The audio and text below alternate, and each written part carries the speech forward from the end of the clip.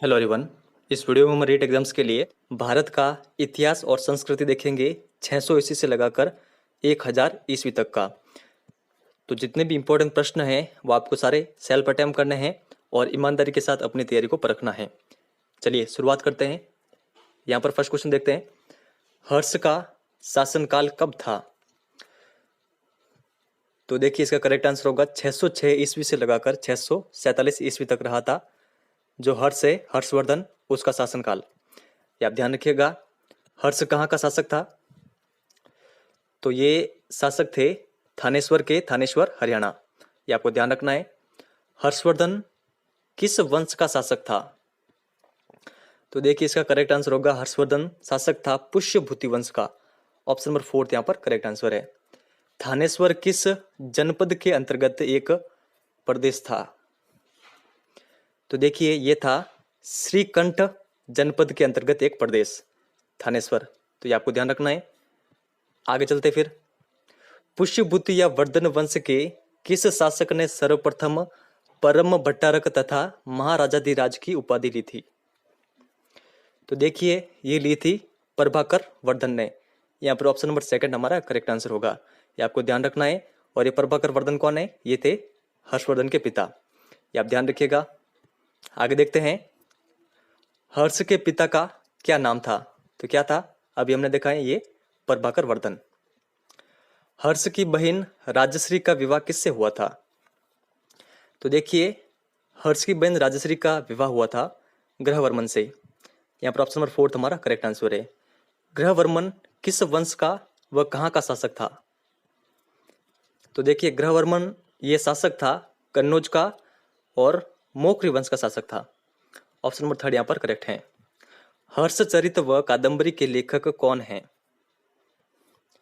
तो इसके लेखक हैं इन दोनों पुस्तकों के बाण भट्ट। ऑप्शन नंबर 2 यहाँ पर करेक्ट है। आगे चलते हैं, राजश्री के पति ग्रहवर्मन की हत्या किसके द्वारा की गई थी? तो देखिए ग्रहवर्मन की हत्या की गई थी मालवा के शासक देवगुप्त के द्वारा। यहाँ पर ऑप्शन नंबर 1 यहाँ पर हमारा करेक्ट आंसर होगा। ये आपको ध्यान रखना है। फिर आगे देखते हैं, थानेश्वर शासक राज्यवर्धन की हत्या धोखे से किसने की थी? तो देखिए थानेश्वर के शासक राज्यवर्धन की हत्या धोखे से की थी गौड़ के शासक शशांक ने।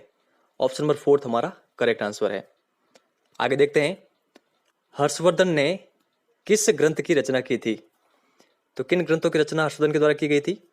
नागानंद, रत्नावली, प्रियदर्शिका या फिर उक्त सभी? तो इसका करेक्ट आंसर है उक्त सभी। तो यहाँ पर जितने भी ग्रंथ दे रखे हैं ये सभी हैं हर्षवर्धन के। हर्षवर्धन के समय कौन सा चीनी यात्री भारत आया था? तो देखिए ये आए थे हुएनसांग। ये आप ध्यान रखिएगा। ऑप्शन नंबर 3 यहाँ पर करेक्ट है। आप इन दोनों को इंटरलिंक भी कर सकते हैं। हर्षवर्धन में आगे ह आ रहा है और हुएनसांग में भी आगे ह आ रहा है। तो इस तरह आप ध्यान रखिएगा। आगे देखते हैं, हर्ष ने अपनी बहन की विंध्याचल पर्वतों में खोज किस बौद्ध भिक्षु की मदद से की थी? तो ये की थी दिवाकर मित्र की मदद से। कन्नौज सभा हर्षकाल में कब आयोजित की गई थी? तो देखिए ये आयोजित की गई थी 643 ईस्वी में। ऑप्शन नंबर 3 यहाँ पर करेक्ट है। आगे देखते हैं, पंच भारत की विजय भारत में किस राजा ने की थी? तो देखिए ये की थी हर्ष ने। ऑप्शन नंबर 1 यहाँ पर करेक्ट है। हर्ष ने वल्लभी के किस शासक को हराया व उससे अपनी पुत्री का विवाह भी किया? तो देखिए इसका करेक्ट आंसर होगा हर्ष ने वल्लभी के ध्रुवसेन द्वितीय को हराया था। ऑप्शन नंबर 4 यहाँ पर करेक्ट है। हर्ष का दक्षिण के किस शासक के साथ संघर्ष हुआ था? तो ये हुआ था पुलकेशिन द्वितीय के साथ। ये आप ध्यान रखिएगा। और ये जो पुलकेशिन द्वितीय है ये एक चालुक्य शासक था। ये आपको ध्यान रखना है। आगे देखते हैं, हर्ष व चालुक्य शासक पुलकेशिन द्वितीय के मध्य युद्ध किस नदी के तट पर लड़ा गया था? तो देखिए ये लड़ा गया था जो नर्मदा नदी है इसके तट पर। ऑप्शन नंबर 4 यहाँ पर करेक्ट है। और इसमें विजय किसकी हुई थी? तो इसमें विजय हुई थी पुलकेशिन द्वितीय की। आगे देखते हैं, हर्ष व पुलकेशिन द्वितीय के मध्य युद्ध का वर्णन कौन से शिलालेख में मिलता है? तो देखिए ये मिलता है ऐहोल शिलालेख में। और इस ऐहोल शिलालेख ये किसका है? तो तो ये ऐहोल शिलालेख है रवि कीर्ति का, ये आपको ध्यान रखना है। आगे देखते हैं, ऐहोल अभिलेख के रचयिता थे तो कौन थे? ये थे रवि कीर्ति। ऑप्शन नंबर 4 यहाँ पर करेक्ट है। रवि कीर्ति किस शासक के दरबारी कवि थे? तो देखिए जो ये रवि कीर्ति है ये थे पुलकेशन द्वितीय के दरबारी कवि। ऑप्शन नंबर 3 यहाँ पर करेक्ट है। हर्ष का प्रधान सचिव कौन था? तो आप बताइए यहाँ पर करेक्ट क्या होगा? तो इसका करेक्ट आंसर है ऑप्शन नंबर 2 भंडी। हर्ष का प्रशासनिक विभाग था। ये क्वेश्चन काफी अधिक इंपॉर्टेंट है, तो आप बताइए यहाँ पर करेक्ट क्या होगा? तो देखिए हर्ष का जो प्रशासनिक विभाग था वो तो ऑप्शन फर्स्ट यहाँ पर करेक्ट होगा भुक्ति। भुक्ति क्या है? प्रांत, फिर विषय, फिर पाठक और सबसे लास्ट में गांव। ये आप ध्यान रखिएगा। आगे देखते हैं, निम्नलिखित में से हर्षकालीन कर कौन से थे? भाग, हिरण्य, बलि या फिर उपरोक्त सभी। तो देखिए तीनों कर थे हर्ष के काल में, आपको ध्यान रखना है, भाग, हिरण्य और बलि। रणभांडागाराधिकरण हर्षकालीन कौन सा विभाग था? तो देखिए ये विभाग था सेना का विभाग। ऑप्शन नंबर 2 यहाँ पर करेक्ट है। आगे देखते हैं, हर्ष काल में पुलिस कर्मियों को क्या कहा जाता था? यह क्वेश्चन 1-2 बार एग्जाम में आया हुआ है, ये आप ध्यान रखिएगा। तो देखिए हर्ष काल में पुलिस कर्मियों को कहा जाता था चाट। यहाँ पर ऑप्शन नंबर फर्स्ट यहाँ पर करेक्ट है। हर्ष ने 641 ईस्वी में किस चीनी शासक के दरबार में एक ब्राह्मण दूत भेजा था? तो देखिए ये भेजा था इन्होंने ताइलुंग के दरबार में। ऑप्शन नंबर 2 यहाँ पर करेक्ट है। आगे चलते हैं, हर्ष काल में चीनी नरेश ताइलुंग ने किसे अपना दूत बनाकर हर्ष के पास भेजा था? तो आप बताइए यहाँ पर करेक्ट आंसर क्या होगा? तो देखिए इसका जो करेक्ट आंसर है वो है ऑप्शन नंबर फर्स्ट लियांग होई किंग। ये आपको ध्यान रखना है। फिर नेक्स्ट देखते हैं, कन्नौज सभा के संबंध में सत्य कथन यहाँ पर आपको बताना है। इसका सभापति ह्वेनसांग था। इसमें 20 देशों के राजा आए थे, जिसमें कामरूप भास्कर वर्मा प्रमुख था।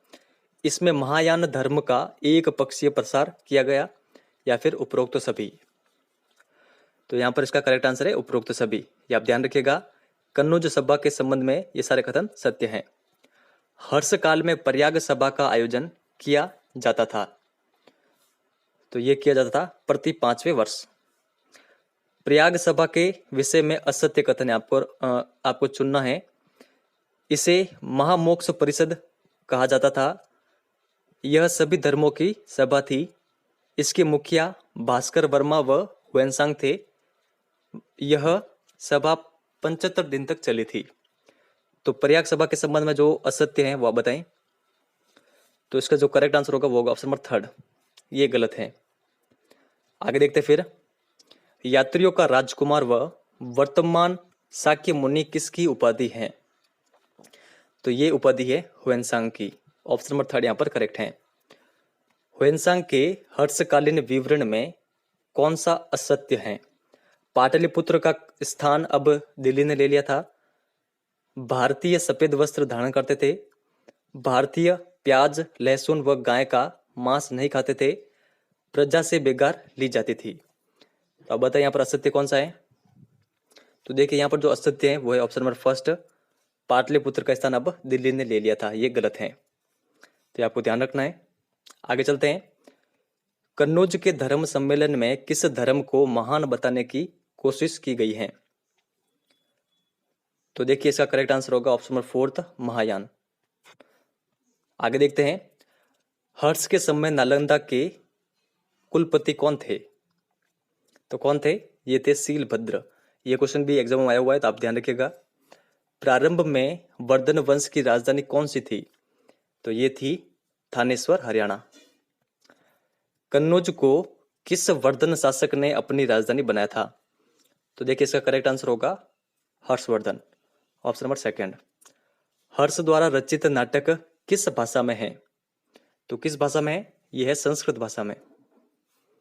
आगे चलते हैं, ह्वेनसांग सर्वप्रथम भारत में कहां पहुंचा था? तो देखिए ये पहुंचा था कपिसा। ऑप्शन नंबर 2 यहाँ पर करेक्ट है। बाण भट्ट द्वारा लिखित हर्ष चरित्र कितने अध्यायों में विभाजित है? तो ये कितने भागों में विभाजित है? अध्यायों में, तो ये है 8 अध्याय में विभाजित। हर्ष चरित्र ग्रंथ की रचना कब की हुई मानी जाती है? तो देखिए इसका करेक्ट आंसर होगा ऑप्शन नंबर थर्ड, 620 ईस्वी। हूण हरिण केसरी किसे कहा गया है? तो देखिए इसका करेक्ट आंसर होगा option number first, Prabhakar Vardhan को। हर्ष ने किस देश के साथ विदेश संबंध स्थापित किए थे? तो इसका करेक्ट आंसर होगा ऑप्शन नंबर सेकंड, चीन के साथ। महायान देव और मोक्ष देव की उपाधि दी गई, तो ये दी गई थी हुएनसांग को। ऑप्शन नंबर थर्ड यहां पर करेक्ट होगा।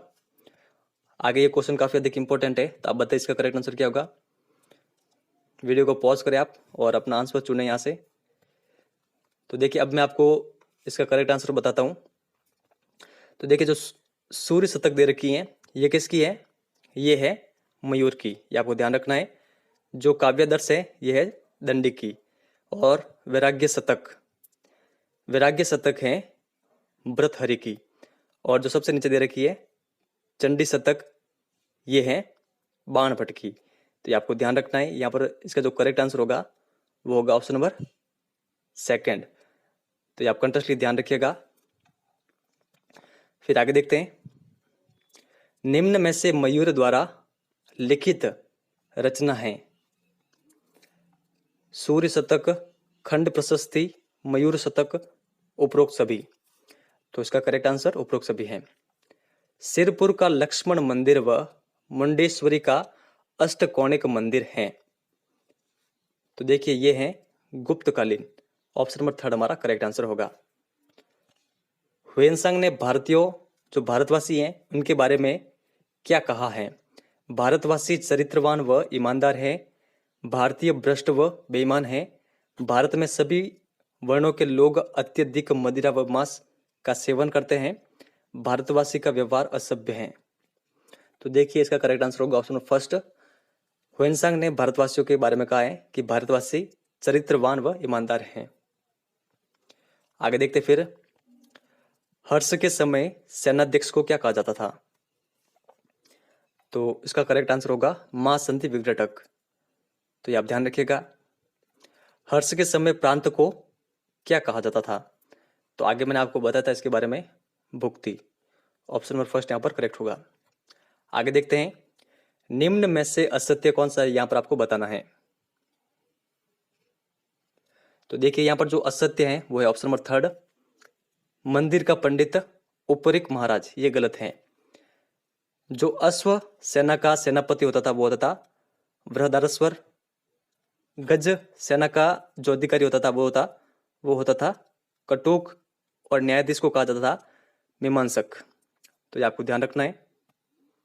आगे चलते हैं फिर, निम्न में से हर्षकालीन प्रांत थे? अहिछत्र, श्रावस्ती, कौशाम्बी या फिर उपरोक्त सभी। तो यहां पर जो इसका करेक्ट आंसर होगा वो होगा ऑप्शन नंबर फोर्थ, उपरोक्त सभी। आगे चलते हैं, निम्न में से असत्य कौन सा है, यहां पर आपको बताना है। तो देखिए यहां पर जो असत्य है वो होगा ऑप्शन नंबर थर्ड, महाबलाधिकृत गज सेनापति, ये गलत है। तो सही कौन कौन से हैं? जो संधि विग्रहिक हैं, युद्ध व शांति का सचिव, जो अक्षपटलाधिकृत हैं वो होता था सरकारी अभिलेख का प्रभारी, और जो महाप्रतिहार है वो होता था महल का रक्षक। तो ये आप ध्यान रखिएगा सारे। आगे देखते हैं, हर्ष के विभिन्न अधिकारियों के संबंध में असत्य हैं। तो यहां पर जो भी असत्य है वो आप बताएं। तो देखिए यहां पर जो असत्य होगा वो होगा ऑप्शन नंबर फोर्थ, कुंतल मीमांसक, ये गलत है। तो जो सत्य है वो देखते हैं, भांडी, प्रधान, अमत्य, अवंती, संधि विग्रहिक और स्कंदगुप्त गज सेना का प्रधान। तो ये सही थे।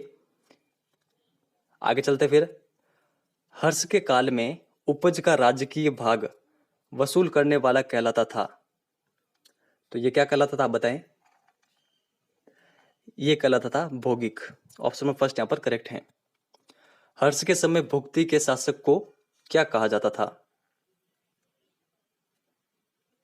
तो देखिए इसको कहा जाता था औपरिक महाराज, ऑप्शन नंबर सेकेंड।